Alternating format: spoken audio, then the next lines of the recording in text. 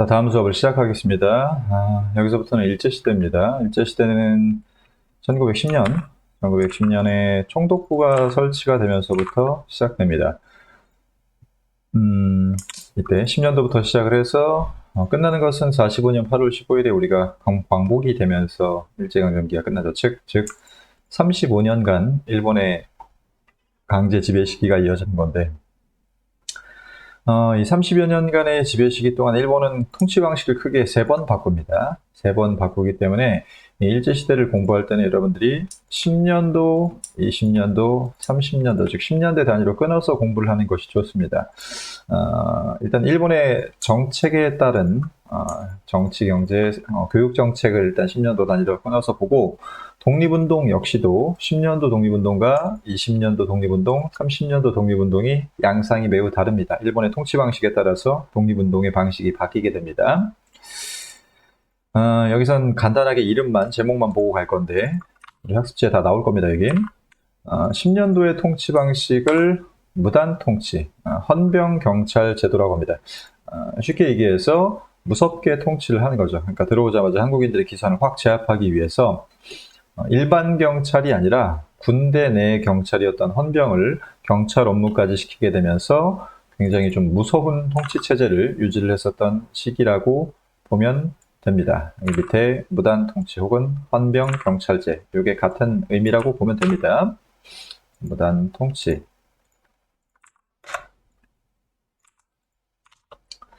자, 그러다가 20년대로 가면은 중간에 3.1운동이 일어나게 되면서 한국인들이 다 들고 일어나게 되죠. 그러면서 일본이 20년대부터 이렇게 빡세게 통치하면 안 되겠다라고 해가지고 한국인들을 문화적으로 통치해 줄게 라고 하는 척을 했던 시기를 20년대 문화통치 시기라고 합니다. 이때는 경찰 제도도 일반 경찰 제도로 바뀌게 됩니다. 앞서 10년도에는 독립운동하거나 한국인들이 말을 안 듣는 무조건 때려잡는 그런 정책이었는데, 이때부터는 살살 잘 구슬려가지고 친일파들을 양성하는 것을 중점적으로 해서 우리 민족을 둘로 분열시키는 그런 민족 분열 정책을 사용을 했었습니다. 그게 20년도입니다. 20년도. 그러다가 30년도로 가면은 일본이 만주, 중국 쪽을 쳐들어가고 완전 중국 본토와 전쟁을 하는 중일 전쟁을 일으키게 됩니다. 그리고 2차 세계대전 기간 중에 미국까지 쳐들어가는 태평양 전쟁을 일으키게 됩니다. 그래서 이때 일본은 전쟁이 굉장히 급했던 시기였었기 때문에 한국인들을 전쟁터로 내보내기 위해서 한국인들을 이제 너네는 한국인이 아니야. 너네는 한국인이 아니라 완전 일본인이야 라고 하는 우리 민족을 말살시키려고 했었던 정책을 사용을 했었습니다. 그래서 이거를 민족 말살 정책이라고 합니다. 그 뒤에 요 뒤에 내용들은 나중에 자세하게 보겠습니다. 그래서 오늘 배우는 내용은 여기 무단 통치의 정치, 경제, 교육적인 특징들을 중심으로 공부를 하겠습니다. 먼저 총독부가 설치가 되죠. 총독부가 설치가 됐었는데, 총독부의 모습을 좀 봅시다. 요게 초기 총독부의 모습입니다. 원래 통감부라고 해서 을사조약 직후에 설치된 관청이었었는데, 우리나라의 이런저런 여러 가지, 특히 외교적인 것들을 중심으로 해서 우리나라의 이런저런 것들을 감시했었던 관청이죠. 그래서 1926년까지 총독부의 관청으로 쓰이다가 나중에 26년도에는 총독부가 이제 신청사를 짓습니다. 굉장히 삐까뻔쩍하죠. 우리나라에서 돈 떠가지고 이렇게 좋은 건물을 지었던 거죠. 원래 이 자리는 경복궁이 있었던 자리입니다. 경복궁이 있었던 자리인데 경복궁 한가운데 센터를 다 허물어버리고서 총독부를 여기다가 지어놓습니다. 여기 보면 총독부 있죠. 그리고 우리나라 경복궁, 창경궁, 창덕궁 같은 건물들, 우리나라 왕실의 건물들은 가차없이 다 때려 부셔버립니다. 그래서 일본으로 가져가거나 뭐 동물원으로 쓰이거나 하는 그런 만행을 저지르게 되죠. 이 총독부 건물은 해방 직후까지도 계속 이제 남아있었고, 여기 보면 경복궁 건물이 조그맣게 남아있죠, 여기. 경복궁 건물이 조금 남아있죠. 6.25 전쟁 때까지도 계속 왜냐면 우리가 해방 직후에는 완전 거지였단 말이야. 일본으로부터 벗어나서 완전 거지였기 때문에 요 좋은 건물을 버릴 수가 없어가지고 계속 썼어요. 이 건물을 우리가. 진짜 뭐야, 자존심도 없이 이 건물을 그냥 우리가 그대로 썼었어. 그대로 썼었는데 박정희 때 일단 광화문부터 복원을 합니다. 여기 보면은 앞에 광화문을 부셔버렸죠, 여기. 광화문을 부셔버렸는데 이거를 복원한 겁니다. 복원하고, 여기 90년도 때 모습입니다. 90년도 때까지도 여기가 박물관으로 쓰이거나 그랬었습니다. 그러다가, 김영삼 정부 때 총독부 건물을 완전히 부셔버리죠. 헐어버립니다. 요 일제 건물도 우리 이제 쓸 필요 없다. 라고 해가지고 완전히 헐어버리죠. 이때 김영삼이 이 건물을 헐어버릴 때 일본 애들이 어처구니 없는 게, 야, 이거 우리가 지은 건데 우리가 가져가면 안 될까? 하니까는 김영삼이 뭐라 그랬냐면 이거 폭파시킨다는 얘기까지도 나왔었어. 야, 씨, 저 일본 새끼들 버르장머리를 고쳐놓을게 하면서 폭파시킨다는 얘기까지 나왔는데, 일단은 폭파는 시키진 않았고 그냥 철거해서 지금은 요런 모습이죠. 요런 모습.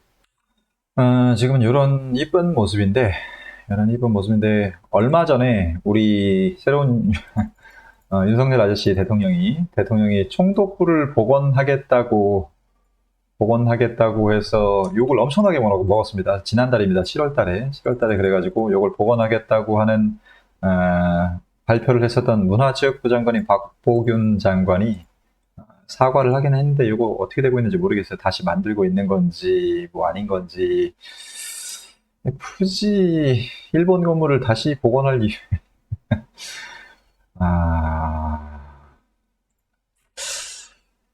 상태 안 좋아 어쨌든. 자, 그리고 다시 이제 내용을 좀 보겠습니다.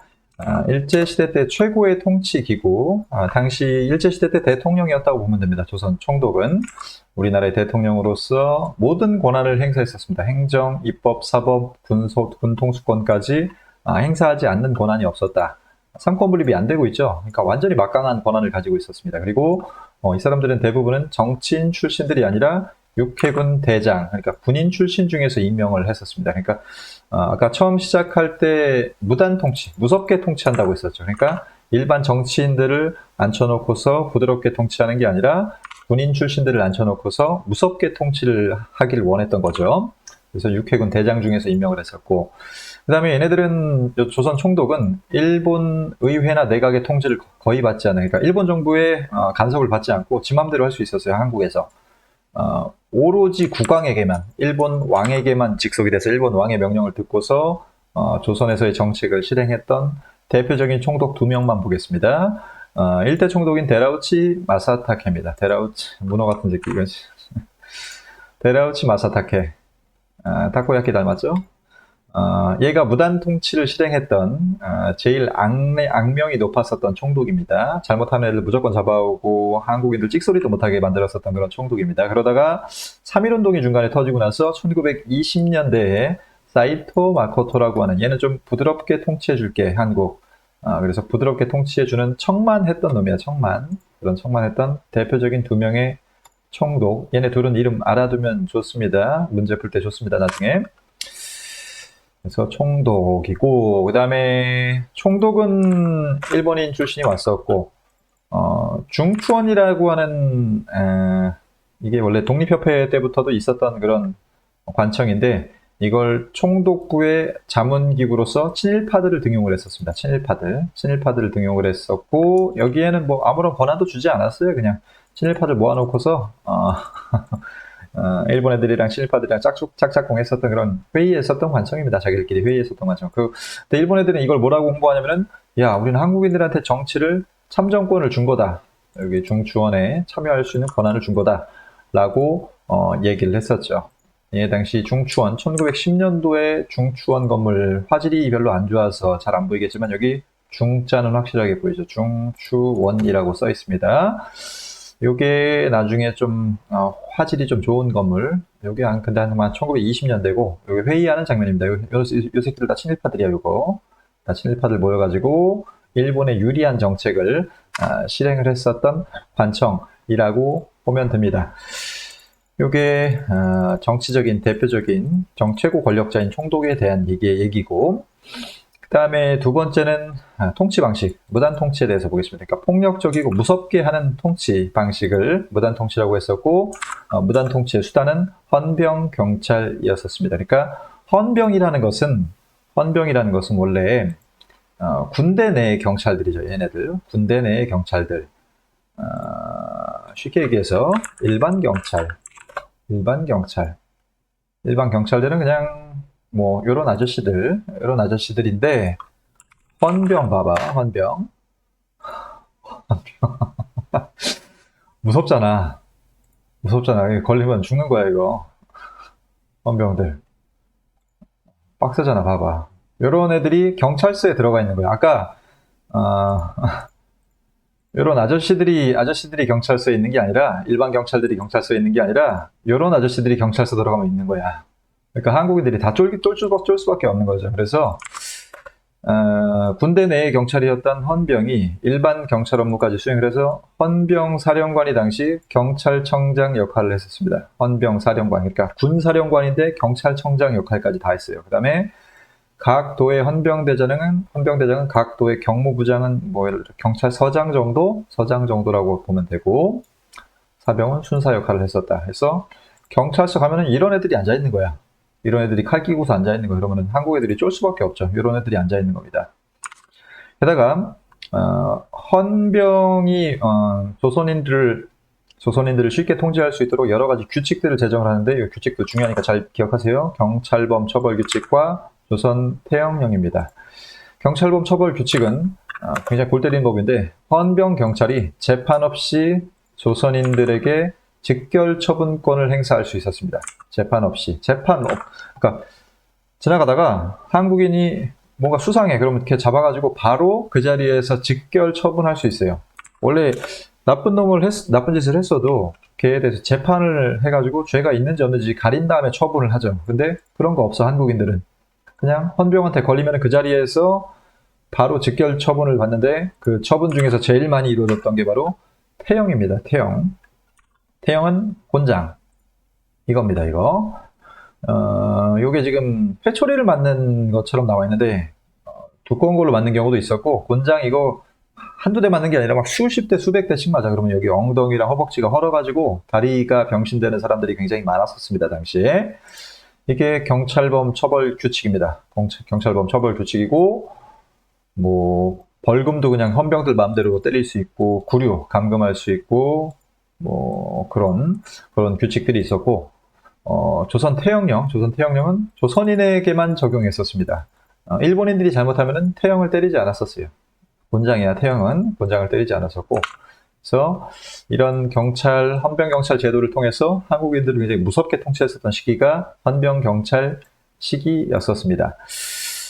이런 무서운 분위기를 유지하기 위해서 학교에서 교사들도 제복, 그러니까 경찰복 같은 걸 입고 칼을 착용하는 그런 모습을 연출하기도 했었습니다. 당시 졸업사진입니다. 학교 졸업사진이야, 이거. 뒤에 보면은 학생들 표정이 전반적으로 좀 어둡고, 밑에 있는 게 이게 경찰이 아니라 교사들입니다. 이 사람들. 교사들입니다. 교사들. 나도 칼 주면은 여러분들한테 아주 잘 가르칠 수 있을 것 같은데. 농담이야. 어디 교육청 같은데 신고하지만이네.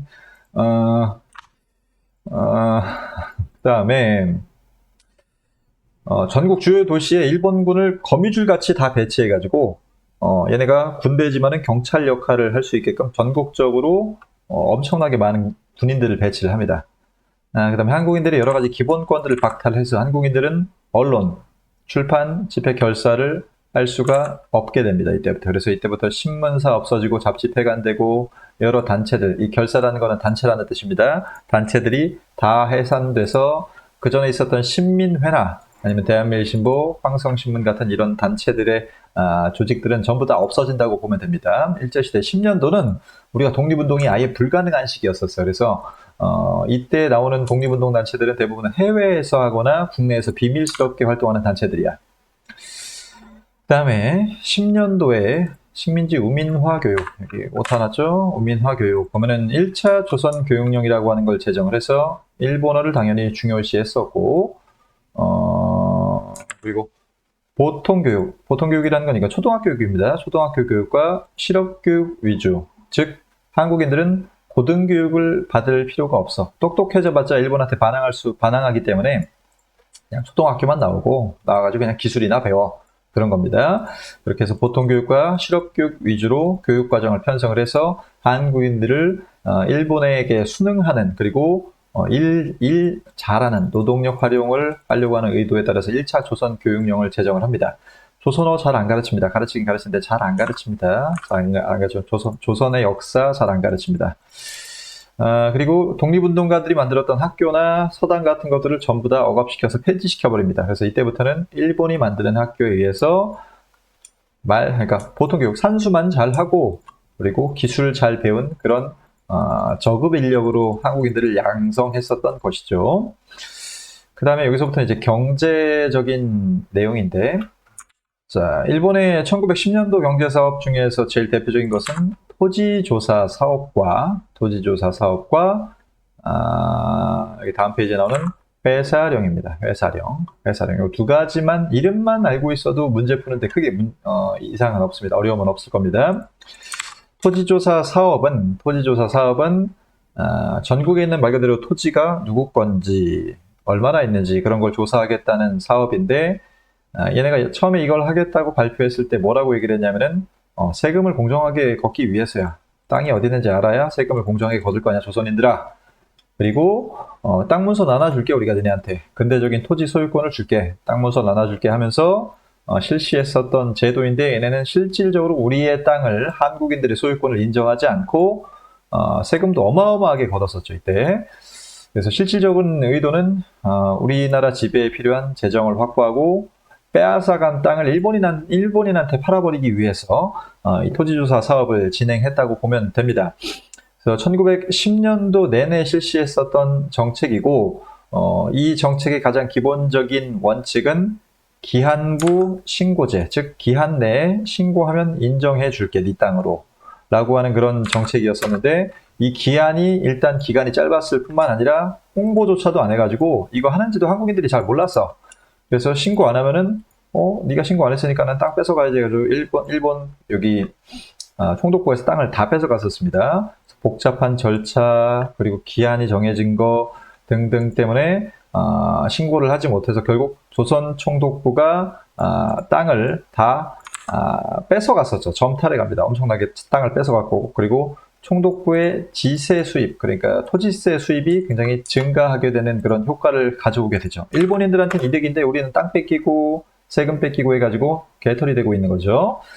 그래서 미신고 토지를 일단 엄청나게 많이 뺏어갔었고, 그 다음에 소유권이 불분명했었던 토지들을 다 뺏어갔었습니다. 그래서 전 국토의 거의 절반 정도 되는 토지를 일본인들이 전부 다 뺏어갔었다. 그래서 한국인들의 땅은 거의 남아나지 않았던 그런 상황이었었다고 보면 되고, 일본인들은 이렇게 뺏어간 땅을 동양척식 주식회사라고 하는, 이거 저번 시간에 배웠었습니다. 그 회사를 통해서 일본인들에게 헐값에 넘겨줍니다. 헐값에 넘겨주고, 그렇기 때문에 일본인 이주민들이 이때부터 우리나라에 급증하게 됐다라고 생각을 하면 됩니다. 일본인 지주와 일본인 이주민이 급증하게 됐었다. 그리고 이걸 하는 과정 중에서 좀 불합리했었던 것은 돈이 많았던 지주라는 거는 땅 주인의 소유권만 어느 정도 인정을 해줬고, 일반적으로 농민들이 가지고 있었던 그 땅에서 가지고 있었던 경작권이라고 하는 것은 부정합니다. 그러니까 옛날에는 지주는 땅만 가지고 있었죠. 조선의 양반들이 땅만 가지고 있었고, 농민들이 그 땅을 빌려가지고 그 땅에서 경작을 했었단 말이에요. 그러니까 예를 들어서, 그러니까 쉽게 얘기해서 그거는 그 땅에서 일할 수 있는 권리야, 그 땅에서. 근데 조선 총독부는 이 토지조사 사업을 하면서 좀 돈 많은 지주들의 소유권만 인정해줬었고, 많은 농민들의 땅을 뺏어간과 동시에 농민들이 빌려가지고 일을 하고 있었던 그 일터를 부정한 겁니다. 그 일터. 넌 여기서 경작할 권리가 없어 해가지고 쫓아내버리는 거야. 그래서 소작농, 여기 이 땅을 빌려가지고 농사를 졌었던 소작농이 경작권을 상실하게 되는 그런 사태가 벌어지게 되죠. 그래서 굉장히 이때 다시 그럼 자기가 경작할 수 있는 땅을 얻기 위해서는 엄청나게 높은 이율의 소작료를 지주한테 납부하겠다는 조건으로 다시 이제 계약을 하는 그런 모습이 나타나게 되죠. 그래서 이때 자기가 원래 농사 짓고 있었던 땅에서 잘렸었던 농민들은 지주라는 건 대부분 친일파들이었어요. 친일파들의 땅만 인정해 준 거고, 요 소장농들은 다시 불리하게 계약을 하거나 아니면 화전민으로 떠들거나 하면서 몰락하게 됐었다. 그리고 여기 보면은 소장농의 수치가 점점 늘어나는 거는 그만큼 자기 땅을 일본에게 뺏기는 사람들이 많이 생기고 있었다라는 것을 의미하게 되겠죠. 자장농의 비율이 점점 줄어들죠. 여기 보면은 자장농 비율이 조금씩 줄어드는, 그러니까 자기 땅을 가지고 있는 사람들의 비율이 일본에게 땅을 뺏겼기 때문에 줄어들고 있다 라고 보면 되겠습니다. 그래서 소장농이 엄청나게 많아지게 된다. 소장농이 엄청나게 많아지게 된다. 그 다음에 일본의 기타 다른 경제 침탈에 아까 얘기했지만은 회사를 짓고 싶으면은 조선 총독의 허가를 얻어라. 근데 한국인 회사들은 허가를 잘 안 해주겠죠. 그러다 보니까는 일본인 회사만 우리나라에서 성장하게 되고 한국인 회사들은 거의 인정이 되지 않는 그런 상황으로 빠지게 되죠. 이게 1910년도에 일본의 경제정책 대표적인 겁니다. 그 외에 어업령, 물고기 가져가겠다, 광산 가져가겠다, 은행 운영하겠다 라고 하면서 일본이 우리나라에서 각종 이권을 다 훔쳐갔었고, 이때 일본이 우리나라에서 가져갔었던 자원들이 엄청나게 많습니다. 우리나라가 원래 자원이 그렇게까지 없는 나라는 아니었었어. 근데 일본이 이때 나무, 물고기, 광산 등등 모든 걸 다 뺏어갔기 때문에 우리나라에 나만 하는 게 없었습니다. 진짜 다 가져갔어, 이 새끼들이. 다 가져갔었어. 그리고 철도도 계속 건설했는데, 우리 전에 얘기했지만 철도는 우리를 이뻐서 설치해 주는 게 아니라 더 빨리, 더 많이 가져가기 위해서 가져갔었던 것이다. 그래서 우리나라의 경제가 굉장히, 한국인들의 경제가 위축되고 있는 그런 상황이었었다. 자, 그 다음 조선 총독은 일왕에 직속되어 일본의 통제를 받지 않았고, 그 다음에 한국인들의 저항을 무력으로 눌렀다.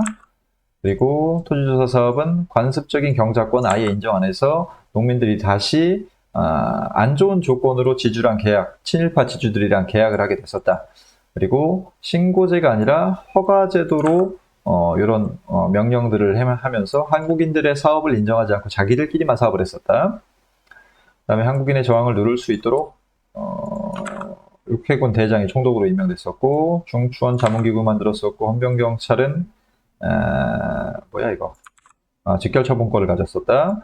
그다음에 일제는 한국을 지배하는 데 필요한 재정권을 확보하기 위해서 토지조사 사업을 실시했고, 소장농은 관습적 경작권, 영구 경작권을 잃었다. 그리고 산업활동을 억제하는 배사령을 만들었다. 이번 시간은 여기까지 하겠습니다.